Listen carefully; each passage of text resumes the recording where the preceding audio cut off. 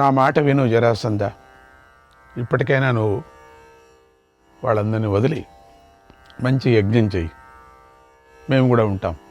ఇదో మా స్నేహితుడు ఉన్నాడే, మంచి బాగా భోజనం పెట్టు, మనమంతా కలిసిమెలిసి ఉందాం.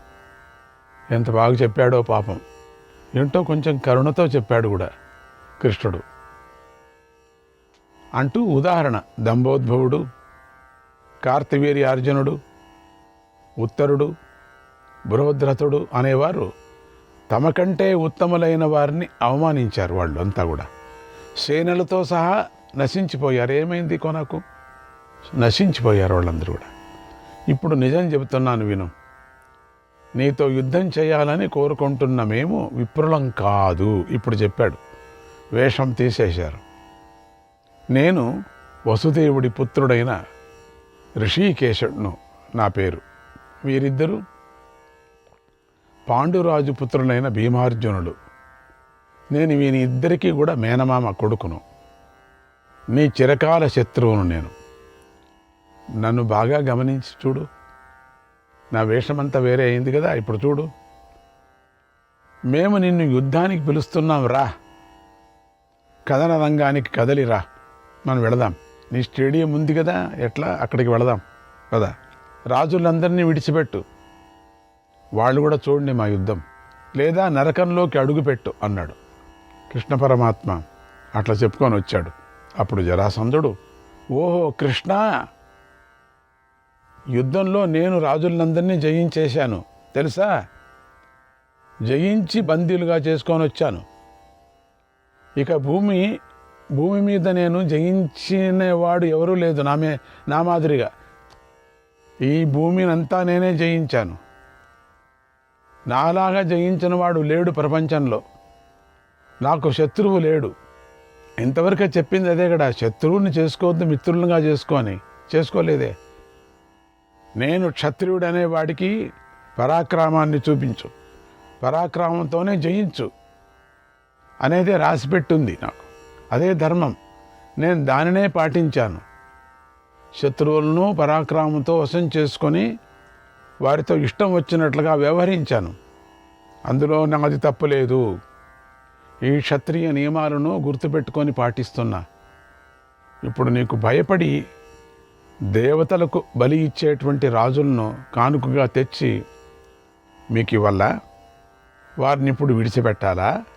మీ సేనా వ్యూహంతో ఏర్పరచబడినట్టు సిద్ధంగా ఉంటే నా సేనతో పోరాడుతుంది, లేకపోతే నేను మీలో ఒక్కడితో పోరాడతాను. సేన తీసుకురాలేదా మీరు? పోన్లే, మీ ముగ్గురిలో నేను ఎవరితోనో ఒక్కరితోనే పోరాడతాను. లేకపోతే నేను ఒక్కడనే మీలో ఇద్దరితో పోరాడతాను, లేదా నేను ముగ్గురితోనూ పోరాడతాను. మీరు ముగ్గురు పోరాడి, నేను ఒక్కడే అవుతాను. నో ప్రాబ్లం, రెడీ అనేసాడు. లేకపోతే విడివిడిగా పోరాడతాను, లేకపోతే ముగ్గురిని కలిపి పోరాడతాను. ఇలా నేను యుద్ధానికి సిద్ధం అన్నాడు. ముగ్గురితోనూ తలబడి తీరాలని పట్టుదలతో ఉన్నాడు. తర్వాత జరాసంధుడు తన పుత్రుడైనటువంటి సహదేవుడికి పట్టాభిషేకం చేయమని ఆజ్ఞ ఇచ్చాడు. పట్టాభిషేకం చేసేశారు కుపుత్రుడికి. వారితో పోరాటానికి సమయం సమీపించింది.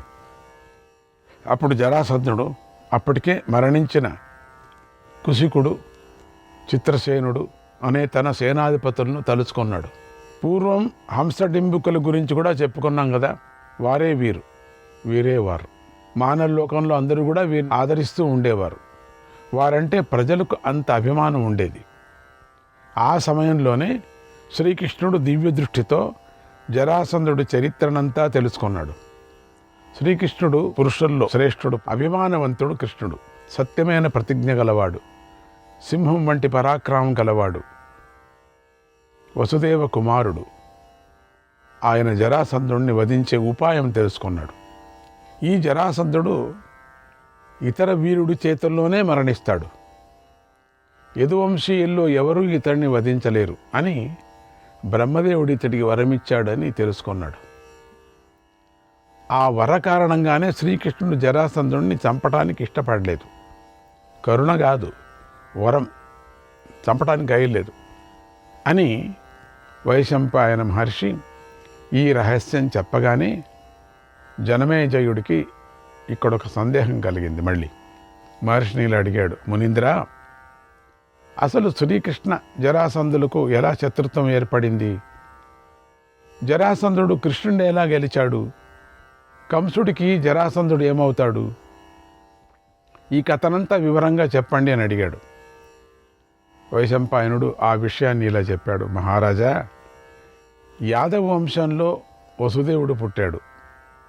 అతడు బుద్ధిమంతుడు. ఉగ్రసేన మహారాజు గారికి ఆయన మంత్రి. ఆ మహారాజు గారి పుత్రుల్లో పెద్దవాడు కంసుడు. అతడు అమిత బలవంతుడు. శస్త్రవిద్యల్లో ఆరితేరాడు. అతడికి జరాసంధుడు తన కూతురును ఇచ్చాడు. రాజ్యాన్ని సులకంగా ఇచ్చి తన భర్తకు పట్టాభిషేకం చేయాలి అనేది ఆమె నియమం. ఆ నియమ ప్రకారంగా జరాసంధుడు ఆమెను కంసుడికిచ్చి పెళ్లి చేశాడు. ఆ నియమ ప్రకారంగా కంసుడు వెంటనే మధురా నగరానికి రాజైపోయాడు. మంత్రులు ఆ కంసుడికి పట్టాభిషేకం చేశారు. కంసుడు ఐశ్వర్యంతోనూ బలంతోనూ మత్తెక్కిపోయాడు. ఈ దుర్మార్గుడు రాజు కాగానే చేసిన మొదటి పని ఏమిటంటే తండ్రిని తీసుకొని వెళ్ళి చెరసాల్లో కూర్చోబెట్టాడు. ఉగ్రసేనుడిని మంత్రులతో కలిసి హాయిగా రాజ్యాన్ని అనుభవించాడు.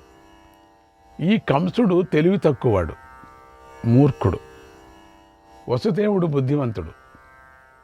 అతడు కంసుడికి మంచి సలహాలు ఇచ్చాడు. అవేవి కంసుడికి నచ్చలేదు. వాటిని కంసుడు పాటించలేదు. అయినా వసుదేవుడు తన బుద్ధిబలంతో కంసుడి చేత రాజ్యాన్ని ధర్మంగా పరిపాలించేలాగా చేశాడు.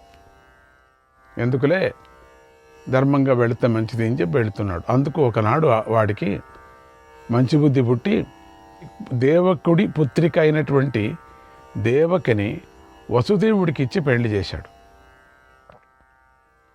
ఈ దేవకుడు ఉగ్రసేనుడి సోదరుడు. అందుచేత కంసుడు చెల్లిని పెళ్ళిని బ్రహ్మాండంగా జరిపించాడు. మంచి భోజనాలు పెట్టించాడు.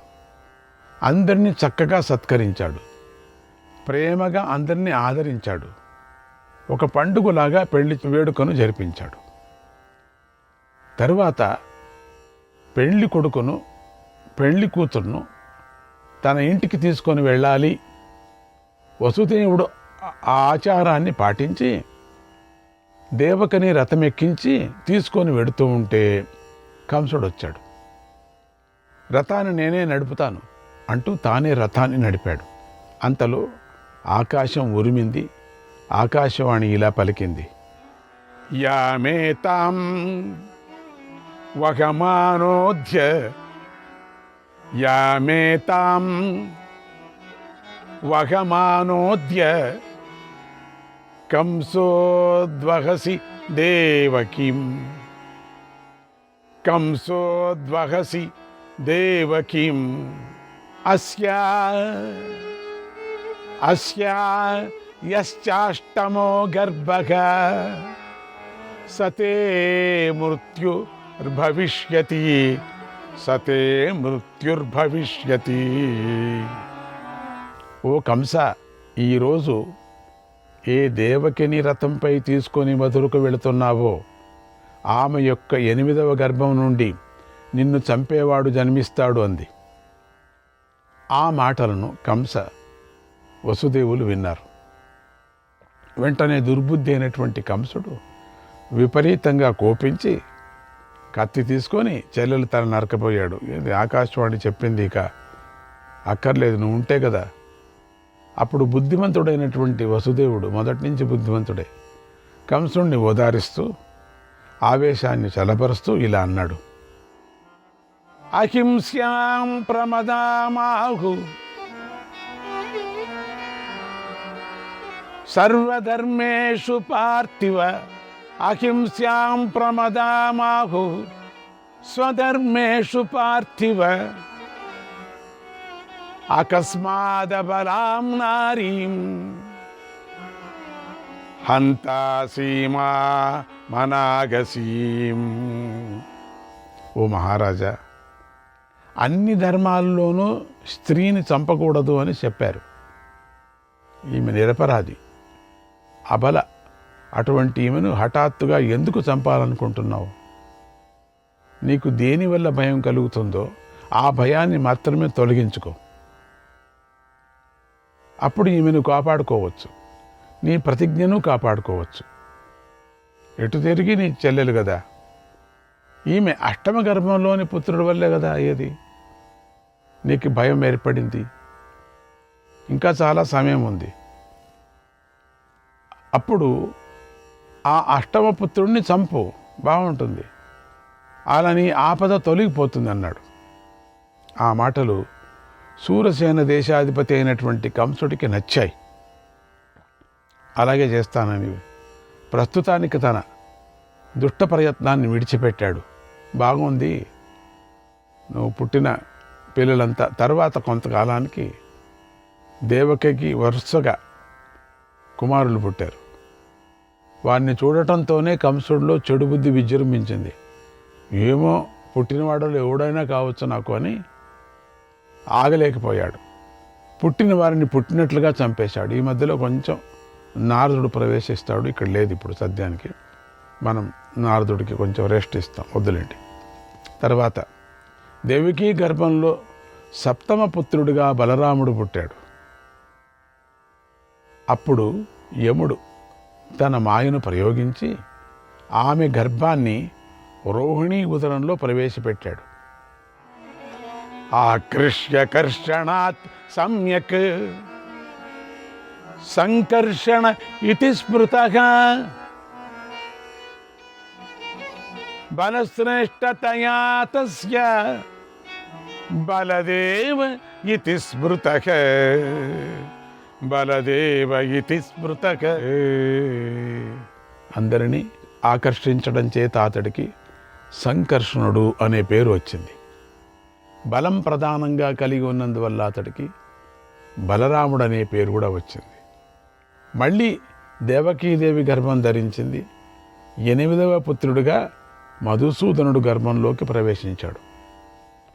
కంసుడు దేవకిని రక్షించసాగాడు. 1000 కళ్ళతో ఆమెను గమనించసాగాడు.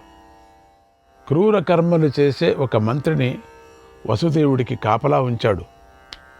అప్పుడు శ్రీకృష్ణ బాలుడి ప్రభావంతో రక్షకులందరూ గాఢ నిద్రపోయారు. శ్రీకృష్ణ బాలుడు వసుదేవుడు ఆ బాలుడిని మధుర నుంచి గోకులానికి తీసుకొని వెళ్ళి అతడికి బదులుగా ఒక గోపాలుడి పుత్రికను తెచ్చి కంసుడికి కానుక్గా ఇచ్చాడు. అప్పుడు కంసుడు ఆకాశవాణి మాట గుర్తు చేసుకొని ఆ బాలికను చంపాలని నిర్ణయించుకొని, ఏంటిది కొడుకు పుడితే కూతురు పుట్టిందే, ఒక్కపారు నేల కోసి కొట్టాడు. అంతలోనే ఆ కన్యక కంసుడి చేత నుండి విడిపించుకొని పకపకా నవ్వింది. ఆర్యేతి వాసతి శబ్దం, ఆర్య అంటూ అదృశ్యమైపోయింది. నాటి నుండి ఆమె ఆర్య అని కీర్తించబడింది. ఇలా బుద్ధిమంతుడైన వసుదేవుడు దుర్బుద్ధి అయినటువంటి కంసుడిని మోసగించాడు. తన పుత్రుణ్ణి గోకులంలో పెంచాడు. అక్కడ శ్రీకృష్ణుడు నీటిలోని పద్దంలాగా పెరిగాడు. కొయ్యల్లో అగ్ని దాగి ఉన్నట్లుగా తన జాడ కంసుడికి తెలియకుండా పెరిగాడు. కొయ్యల్లో అగ్ని లోపలే ఉంటుంది, తెలియటం లేదు. అది ముట్టుకుంటే తెలుస్తుంది. అట్లా ఏమీ తెలియకోకుండా లోపలే పెరిగాడు. అయినా కంసుడు అనుమానంతో అందరినీ బాధించాడు. గోకులాన్ని మరీ బాధించాడు. శ్రీకృష్ణుడు మాత్రం గోకులంలో తేజస్సు బలాలతో వృద్ధి చెందాడు. కంసుడు యొక్క బాధలను తట్టుకోలేక కొంతమంది గోపాలురు కోరికలు తీర్చుకోవాలని కృష్ణుని ఆశ్రయించారు. తర్వాత కృష్ణుడు ఉగ్రసేనుడి అనుమతి పొందాడు. తన సోదర గణంతో కంసుడిని వధించి తిరిగి ఉగ్రసేనుడిని రాజును చేశారు. కృష్ణుడు కంసుడిని చంపాడు అనే మాట జరాసంధుడు విన్నాడు. కంసపుత్రుణ్ణి శూరసేన దేశానికి రాజును చేశాడు. అప్పుడే కృష్ణుడితో యుద్ధం చేశాడు. గొప్ప సైన్యంతో రాజ్యాన్ని ఆక్రమించి తన పుత్రిక కుమారుణ్ణి రాజును చేశాడు.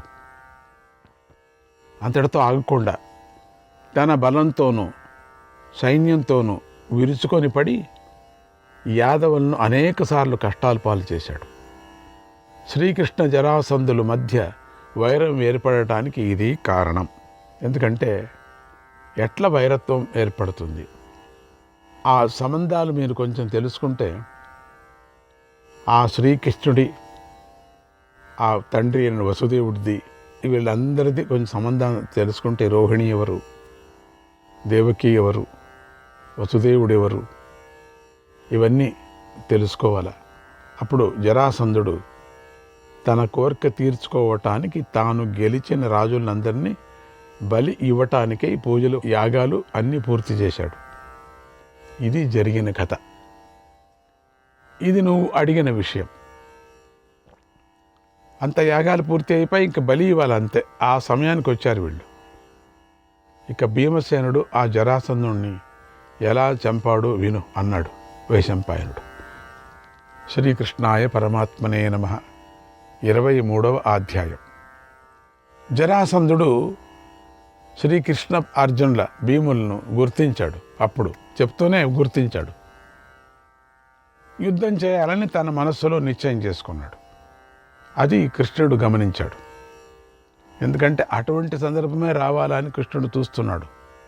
అట్లా దీంట్లో ఒక్కడే చంపాలా అనేది కృష్ణుడికి ఆశగా ఉంది.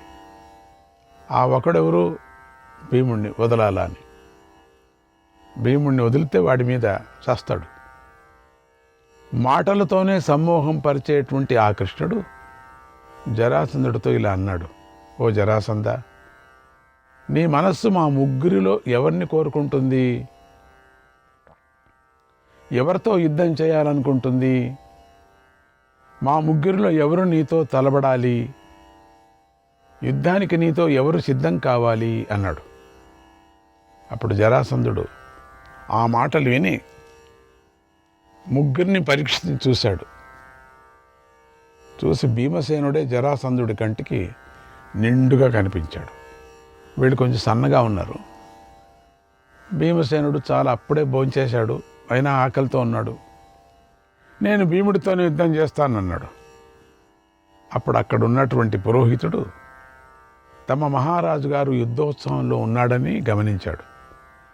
వెంటనే గోరోచనం, మాలలు, మంగళద్రవ్యాలు, గొప్ప ఔషధులు, పీడను పోగొట్టే వస్తువులు, మూర్ఛను పోగొట్టి తెలివి తెప్పించే వస్తువులను అంతా రెడీ చేసుకున్నాడు. వస్తువులంతా ఆయన వద్దకు తీసుకొని వచ్చాడు. మంగళవాక్యాలు పలికాడు. తర్వాత జరాసంధుడు క్షత్రియులు పాటించవలసిన నియమాలన్నీ పాటించాడు. కిరీటం తీసి పక్కన పెట్టాడు. కేశాలు బంధించి ముడివేశాడు. సముద్రం తన హద్దును దాటి తీరం పైకి ఉరికే విధంగా యుద్ధానికి సిద్ధమయ్యాడు. అందరి ఎదురుగా ఒకటే ఉండింది, ఆ రాజులను విడిపించి వాళ్ళు చూడాలా అని. అది ఒకటి ఉండింది. అది కూడా చేశాడు. ఇష్టం లేదు, ఆయన చేశాడు. యజ్ఞం జరుగుతుంది, చాలా జనం కూడా ఉన్నారు అక్కడ. జనానికి ఏమీ తక్కువ లేదు. మధ్యలో స్టేడియం మధ్యలో వచ్చారు. ఆ జరాసంధుడు యుద్ధంలో భయానకమైనటువంటి పరాక్రమాన్ని ప్రదర్శించగల శక్తిమంతుడు, బుద్ధిమంతుడు. శ్రీకృష్ణాయ పరమాత్మనే నమః.